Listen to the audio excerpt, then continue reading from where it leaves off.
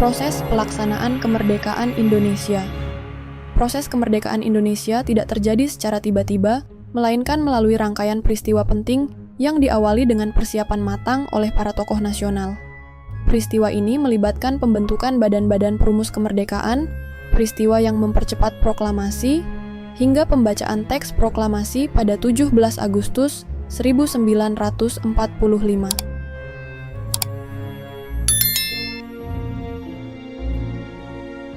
Pembentukan BPUPKI Badan Penyelidik Usaha-Usaha Persiapan Kemerdekaan Indonesia, BPUPKI, dibentuk oleh Jepang pada 29 April 1945 sebagai langkah awal untuk mempersiapkan kemerdekaan Indonesia. BPUPKI beranggotakan 67 tokoh nasional dan dipimpin oleh Dr. Rajiman Wedyodiningrat. Sidang pertama BPUPKI 29 Mei sampai 1 Juni 1945.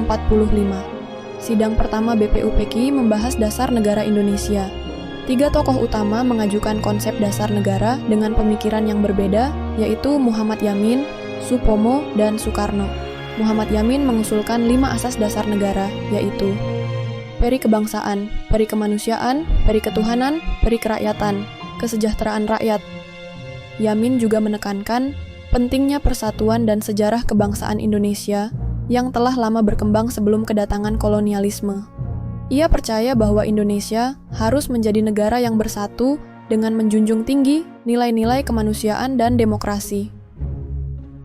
Supomo mengusulkan konsep negara dengan pendekatan negara integralistik yang menekankan pada kesatuan dan persatuan rakyat tanpa adanya perbedaan antara individu dan negara. 5 asas yang diusulkannya adalah 1. Persatuan. 2. Kekeluargaan. 3. Keseimbangan lahir dan batin. 4. Musyawarah. 5. Keadilan sosial. Soekarno mengusulkan konsep Pancasila yang menjadi dasar negara Indonesia. Ia menyebutkan 5 prinsip utama sebagai berikut. 1. Kebangsaan Indonesia menekankan persatuan seluruh rakyat Indonesia tanpa membeda-bedakan suku, ras, dan agama. 2. Internasionalisme atau peri kemanusiaan mengutamakan kemanusiaan yang adil dan beradab dalam hubungan antar bangsa. Ketiga, demokrasi atau mufakat menekankan pentingnya musyawarah dalam sistem pemerintahan. Keempat, kesejahteraan sosial menekankan keadilan ekonomi agar tidak ada kemiskinan di Indonesia. Ketuhanan yang berkebudayaan menekankan kebebasan beragama dengan tetap menghormati budaya yang berkembang di Indonesia. Soekarno juga mengusulkan bahwa Pancasila bisa disederhanakan menjadi trisila, sosionasionalisme, sosiodemokrasi, dan ketuhanan yang Maha Esa, atau Ekasila, gotong royong. Sidang kedua BPUPKI 10-17 Juli 1945. Sidang kedua membahas rancangan Undang-Undang Dasar UUD 1945. Beberapa hasil sidang ini adalah pembentukan Panitia 9 yang menghasilkan Piagam Jakarta pada 22 Juni 1945. Piagam ini menjadi dasar pembukaan UUD 1945, menetapkan bentuk negara Indonesia sebagai negara kesatuan dengan sistem pemerintahan presidensial. Menetapkan wilayah Indonesia yang mencakup seluruh bekas wilayah Hindia Belanda. Pembentukan PPKI, Panitia Persiapan Kemerdekaan Indonesia, PPKI, dibentuk pada 7 Agustus 1945 sebagai tindak lanjut BPUPKI. PPKI beranggotakan 21 orang dengan Soekarno sebagai ketua dan Hatta sebagai wakil ketua. PPKI bertugas menetapkan dasar negara, UUD, serta menyusun pemerintahan Indonesia. PPKI mengadakan 3 sidang utama.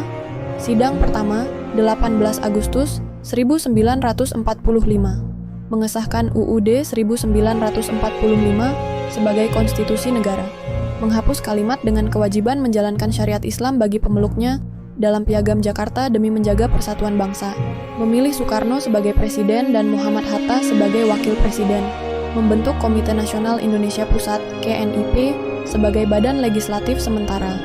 Sidang kedua, 19 Agustus 1945, membentuk 12 kementerian dan membagi wilayah Indonesia menjadi 8 provinsi. Sidang ketiga pada 22 Agustus 1945, membentuk Komite Nasional Indonesia (KNI) sebagai parlemen sementara, membentuk Badan Keamanan Rakyat (BKR) sebagai cikal bakal TNI, membentuk Partai Nasional Indonesia (PNI) sebagai partai tunggal, namun batal direalisasikan. Peristiwa Rengas Dengklok pada 16 Agustus 1945, golongan muda menculik Soekarno dan Hatta ke Rengas Dengklok untuk mendesak mereka segera memproklamasikan kemerdekaan. Setelah perundingan dengan Ahmad Subarjo, Soekarno dan Hatta kembali ke Jakarta untuk menyiapkan proklamasi. Perumusan teks proklamasi. Pada malam 16 Agustus 1945, Soekarno, Hatta, dan Ahmad Subarjo menyusun teks proklamasi di rumah Laksamana Maida. Teks tersebut kemudian diketik oleh Sayuti Melik dan siap untuk dibacakan keesokan harinya. Pada 17 Agustus 1945, pukul 10 pagi, Soekarno membacakan teks proklamasi kemerdekaan di kediamannya, Jalan Pegangsaan Timur nomor 56, Jakarta. Upacara dilakukan secara sederhana namun bersejarah, dihadiri oleh para tokoh nasional dan rakyat Indonesia. Momen ini menandai berdirinya Negara Kesatuan Republik Indonesia, NKRI, dan menjadi titik awal perjuangan mempertahankan kemerdekaan.